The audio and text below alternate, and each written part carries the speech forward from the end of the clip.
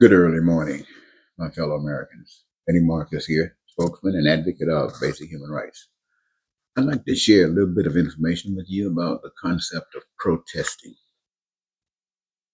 Protesting, first of all, protest means that there's a problem and it hasn't been fixed and it is drawn to get the attention of the masses.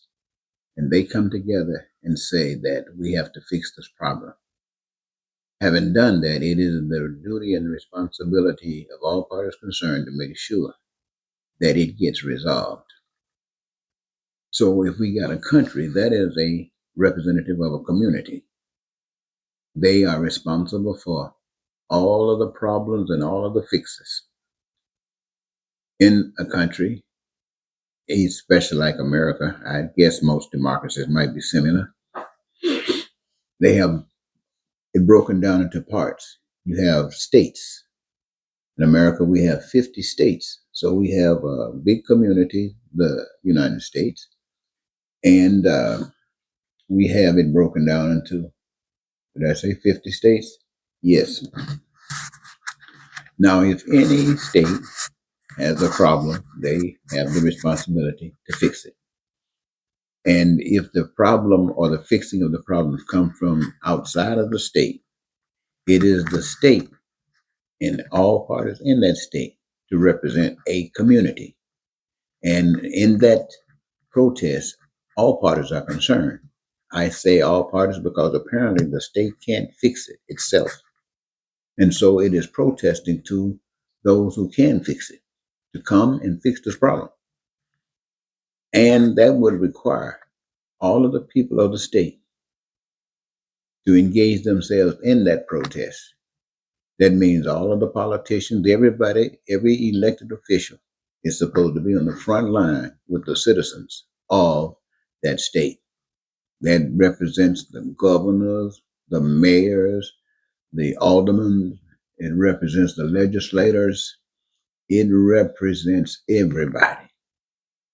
And it also represents that a requirement is, especially when outside forces coming into play like ICE, the state, it is the responsibility of the police, it is the responsibility of the National Guard to defend the state's people, those who are protesting. It is their responsibility to protect them from ICE, to make sure that no one is getting rubber bullets shot at them, or real bullets, that no one is being gassed, that no one, my friend, is being thrown in the streets and beat down and cuffed and abused.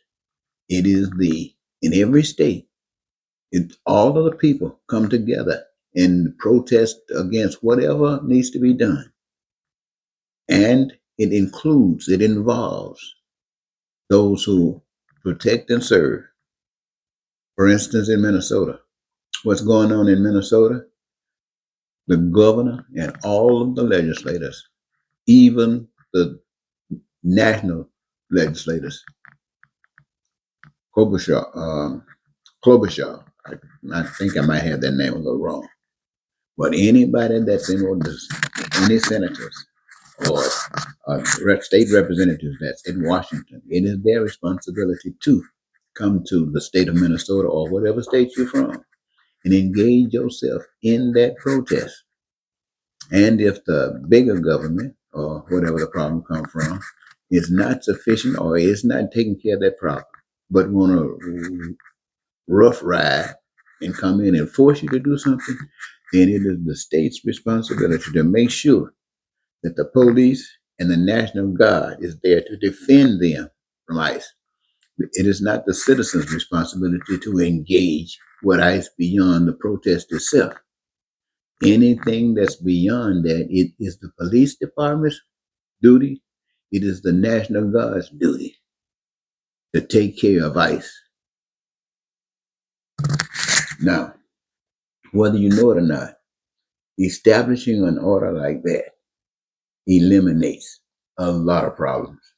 That means when people are protesting, then they will get some resolutions. They will take place. what's happening in Minnesota where people are being killed, where the police joining with ICE, maybe, maybe not, but they are not joining with the protesters.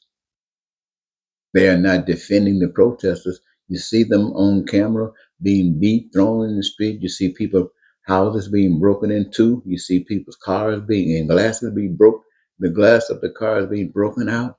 People snatched out of their cars.